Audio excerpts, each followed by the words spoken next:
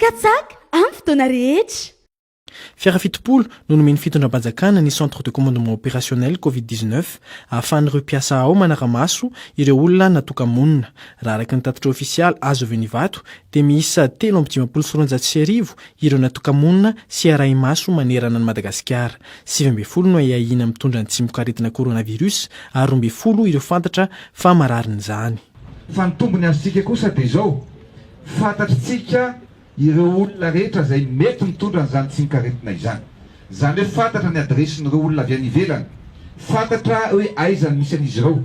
Ka eto izany dia napetraka niaraka tamin'ny ministera sy ny tompon'andraikitra isan-tsikajiny hoe mametraka nyreto tomobila fitopolo reto izay hitsidika ny toe-pahasalamana ireo olona rehetra izay avy any ivelany. Izany hoe mahavita olona 1000 isan'andro eo ireto fiara izay apetraka reto. Fantatra ihany koa fa misy olona misy 12 anisan'ireo tonga avy any ivelany, izany hoe tokony toka-monina sy ariamaso nefa tsy mandray ny anson'ireo tompon'andraikitra ny kasa hijery ny toe-pahasalaman'izy ireo. Misy mihitsy aza ny nanome adresy diso, entitra ny filoha ary nilaza fa terena hitoka-monina atao confinement obligatoire eny amin'ny villageoire Andotapenaka izy ireo. Amoahana didy fikarohana izy ireo raha ilaina izany.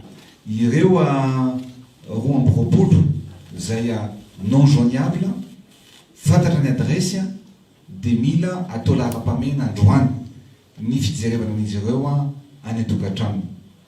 Raha sanatria izy ireo ka tsy ao anatin'ny tokantranony dia eo ny eo ihany miasa ampitandron'ny filaminana ary efa misy toerana atokana ary confinement obligatoire nyn'ireo olona izay tsy manaja an'izay fepetra izay.